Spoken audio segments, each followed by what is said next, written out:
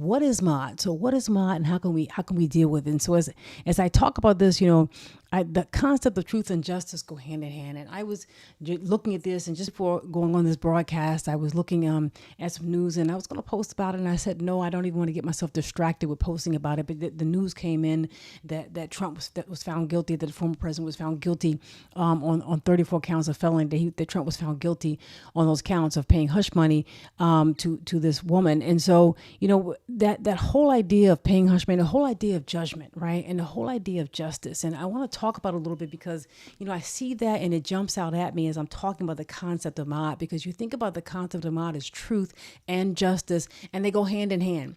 And a lot of times I talk to people and I talk to young people, and they'll say, you know what, people who do bad things, or the guy who is just, out there, whether they're materialistic or they're slinging, or this person is being deceitful with women. He got a woman in every zip code. People who behave that way in deceitful ways and lying ways and still, nothing bad ever happens to them. I don't know if you ever heard anybody say that. Nothing bad ever happens to somebody who is not living according to justice, who is not living according to mod. And that's not true. And I as I grew up thinking about that, I knew that wasn't true. That's not true in my own life. That's not what I've seen. That's not what I've experienced. If I've done something I'm not supposed to do, there is retribution there. And I think that, God is allowing there to be a time now where people are seeing that we're very public figures. I don't care if you are somebody like who's accused of doing things, like P. Diddy is accused of doing things, allegedly of doing things, or somebody like Trump or Donald Trump, or somebody like whoever you may think of, famous people who are accused of or have been found guilty of doing things. A lot of the idea, there are young people now seeing it who aren't going to be able to say anymore that if you do bad things, you have a lot of money, it doesn't catch up to you. That's not true. I remember going, this a couple of times that things happen. I remember going to see one time to visit George Washington's plantation, right? And there's a whole experience behind that, right? There's so much I can talk about. Maybe I'll do a video on that one day, and people talking about George Washington, trying to, downplay what was happening, and you're seeing what his actual house was like. And it kind of struck me and that he was not living the life that they portray him to live. We see it in books, but when you see it in real life and you look at it, and they showed his wooden teeth. And they talked about how his teeth had to be pulled, and he actually pulled, I believe, the teeth of one of the people that he was enslaving, forcing to be a slave, forcing enslavement on. I think they pulled one of their teeth, one of those to help him. But he was in a lot of pain.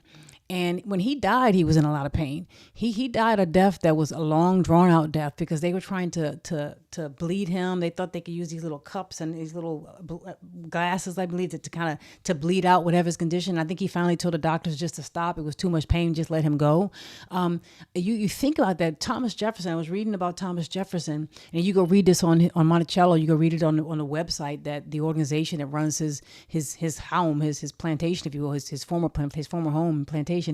The house was not quite the way it looked most of the time he was there. And when he died in debt. Obviously, he did not free Sally Hemings. And there's so many things we could say about Thomas Jefferson. That may also be another video that we could do, but he did not live the life that we like to portray.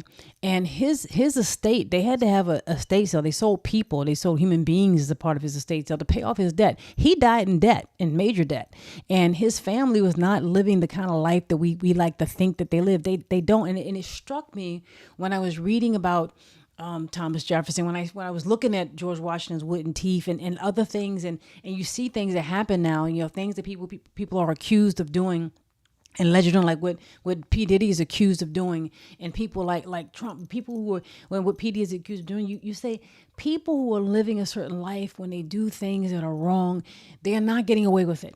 We may have been taught, and there are people who grow up, and I remember having conversations with young people who will think, I can do this. Somebody might be selling drugs, or they might be treating women wrong and have all these different girlfriends and are being deceitful to them, or not, living up to the responsibilities. It doesn't seem to catch up with them. You don't know what that person goes through at night. You don't know everybody, I believe, gets caught. We just don't always see it. And what they put on TV, what they put on the radio, what they put out there in movies, and sometimes what you see that person walking in a certain way, and they might be wearing different tennis shoes every time you see them every day, and they might be flashing things, but that don't mean they're not in pain. That doesn't mean they're not scared. That doesn't mean they go to sleep with peace in their head. That doesn't mean any of that. these things catch up people. Sometimes you just don't see it. I do not believe, and that's one of the concepts of Ma'at, and that's one of the concepts of the teachings of Mentuhotep, as well as the teachings of Ma'at in general, and a lot of the Kemetic theology and Kemetic philosophy, is that when you do bad things, you do not land your boat on the shore. You never land your boat on the shore when you are doing bad things. You do not come to a place of peace. And whether you see it or not, it happens. And so this whole idea of Ma'at, this whole idea of living truth is very important. Imagine if some of the things that Diddy's accused of doing and what he's apologized. Imagine if he got up every day and said, went to bed every night and said, did I treat people the way I wanted to be treated? When I got up today, and when I had my day to day, or when I go through, am I going to treat people? Do I see myself treating people the way I want to be treated? And I remember watching one of the television shows, and I believe it was a guy who was a butler, and I don't know, forget the name of the show. It might have been called Butler. And I think he was one of the assistants of Diddy at one time, and they talk about, how, you're working very hard. And a lot of times you'll see these television shows, and this particular one was about music and about rap, and that you're working very hard. And a lot of times when these people are being examples to other people and they're showing them how to work, they're being very rude to them. They're being very abusive, right? They're like, you need to shut up. You need to do this. This is how you get ahead. You got to get ahead by this is a dog eat dog world. You got to forget that person. This is how you get ahead. These are the values that we teach each other. We do that in sports. We do that in sports all the time. I see it all the time in basketball where coaches will teach and people will be out on the floor and they'll be calling each other the N-word, be talking about like they're going to murder somebody, like they're going to kill them, don't have any respect for these people, don't have any mercy. And it becomes not just an ethic that you have in basketball, because you are what you do. You are what you do. If this is your career, this is your hobby, this is something you want to make out to be a career, or it is your career, and this is how you act at work. This is how you are. This is an ethic that you are developing. This is a value system that you are developing, is that it's a dog. I don't have to do this. I can get ahead by stepping on people. I can get ahead by treating that person like a dog and calling them a dog. I can call that woman a dog. I can call that dude a dog. I can call him the N-word. I get ahead in that way, and that's the only way I'm going to get mine. That ethic was not something according to Ma'at. That was not what our ancestors taught. That's not how you build a society. You don't build a society dog eat dog. And the teachings of Mentuhotep talks about this, talks about people who manifest greed, and how greed will draw all evil things to you. When you're greedy and you're looking out money above anything else, you will start to lie a little bit. You'll start to hate a little. You'll start to say that I can step on somebody. You're not living according to Ma'at.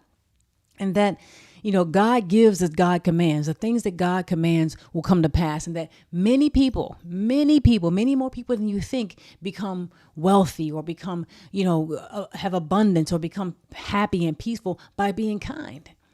We just don't talk. That's just not an ethic we put forth in our society. There are a lot of people who are successful, who are kind.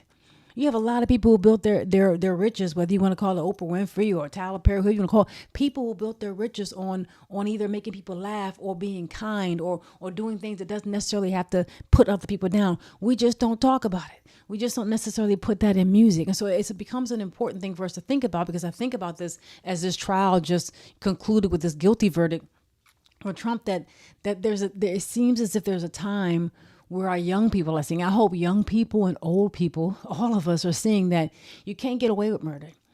You can't get away with treating people bad. You can't get away with lying. You can't get away with hurting people and just think, I'm just going to just lie my way out of it and nothing's going to happen. I'm never going to have to live up to it. I'm never going to have to meet my maker. I'm never going to have to deal with this. And Ma'at, the whole concept of Ma'at, the whole concept of having your heart judged, right? In the hall of Ma'at, and having your heart weighed against a feather, says that every man, every woman is going to meet their maker. Every man, every woman is going to have their actions judged. You're going to be weighed against that feather. And how do you live? And so that truth becomes more of an internal thing. It's not just an external thing that we're dealing with. It becomes more of an internal thing. God bless you. Thank you so much. I appreciate it, Candine. I thank you. I appreciate it. But it's not so much, what's an external thing. It's an internal thing when we think about Ma'at. Do you tell yourself the truth? I mean, that's the question I ask myself. Am I telling myself the truth? When you think about Ma'at, it's just not about whether or not you're lying to other people. Do you lie to yourself? And when you lie to yourself, you know it.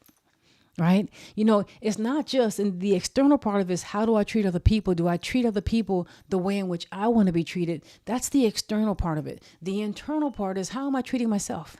Am I actually true to am I actually true to myself? Do I lie to myself? When I get up and I say, I tried my best today, did I really try my best? Sometimes, no, you didn't. I mean, literally, and this is just something I'm sharing, right? A lot of times we spend a lot more time with television, on TV, and with silly things that are not a part of our purpose. We waste time. God may give you a vision for your heart, and you may spend 9 out of 10 hours you have free hours watching TV. Right. My son always told me you cannot become a doctor or even a historian by watching the History Channel. Nothing dissing the History Channel. You're not going to become a scientist by watching the Science Channel. No dissing the Science Channel. You may be entertained. You may enjoy it. You may get inspiration. But at some point in time, you got to actually do. Some point in time, you got to pour time into your purpose and to your vision. And a lot of times, we may spend a lot of time watching TV, 2 or 3 hours with a movie. 3 or 4 hours watching a game, right? That's 3 or 4 hours we could have spent living out our future. And so when we ask ourselves, did I really spend time? Did I really try today? Did I really work toward my purpose? Am I telling the truth? When that thing happened, was I telling the truth when I did with that? Your spirit knows. And if you're not conflicted, because when you lie to yourself, you're conflicted. If you're not conflicted, your heart becomes as light as a feather. You don't have these things weighing down on you. You begin to live in your purpose. You begin to tell the truth to yourself. You begin to listen to the voice of God, which is in all of us. You begin to listen to your guidance. So when you think about Ma'at, it's bigger than just the concept of truth. It's an internal, it's the truth within yourself. Are you teaching yourself the truth? Are you telling yourself the truth? Are you living that truth? Are you hearing? Because your spirit speaks to all of us. I mean, and when you drown out that spirit, some people try to drown it out in different ways. When you drown out that spirit, it's going to be hard. It's going to be conflict for you. And if you try to convince yourself that when you treat people in ways that you don't want to be treated, that's somehow okay and that's somehow justified.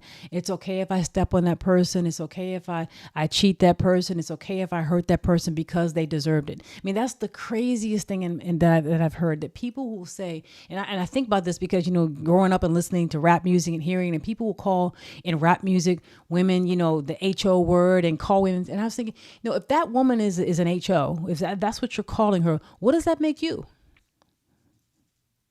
If she is a derogatory word, if she's so downtrodden and ugly, what are you if you're sleeping with her?